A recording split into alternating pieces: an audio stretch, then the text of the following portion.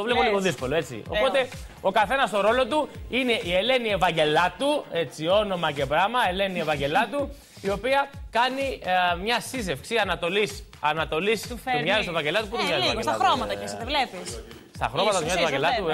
Τώρα εκεί που βλέπω ακριβώς δεν ξέρω. Εδώ πέρα, παιδιά, που βλέπω πάντως δεν βλέπω την ομοιότητα εκεί πέρα. Έτσι, εκεί τη βλέπω την ομοιότητα. Δεν μπορώ να καταλάβω. Το πλάνο του προσώπου μπορεί, αλλά εκεί πέρα, αν ήταν ο Ευαγγελάτος έτσι. Σιγά μην τον αφήναμε, μην θα πει ειδήσεις. Τζακούτσα μας έκανε. Μου γλίτωνε εμένα. Λοιπόν, βάλε την Ελένη Ευαγγελάτου, μας κάνει ένα τατουάζ χένα εκεί και μετά της κάνουμε και ένα σπα εκεί για να έρθει να δει. Όλα μαζί.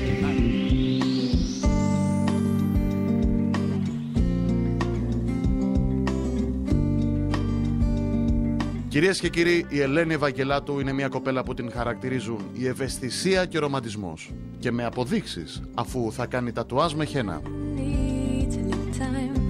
Αυτό παιδιά. Το επέλεξα γιατί συμβολίζει κάτι για μένα αυτό. Ευαισθησία. Και αγάπη.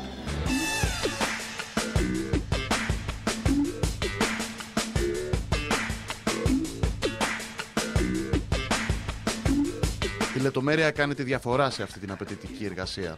Γι' αυτό μην ξεχνάμε το πινέλο.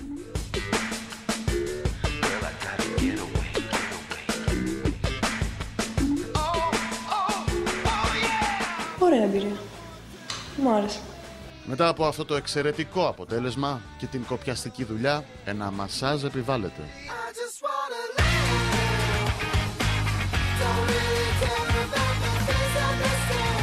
Μου αρέσει πολύ το μασάζ. Να μου κάνουν.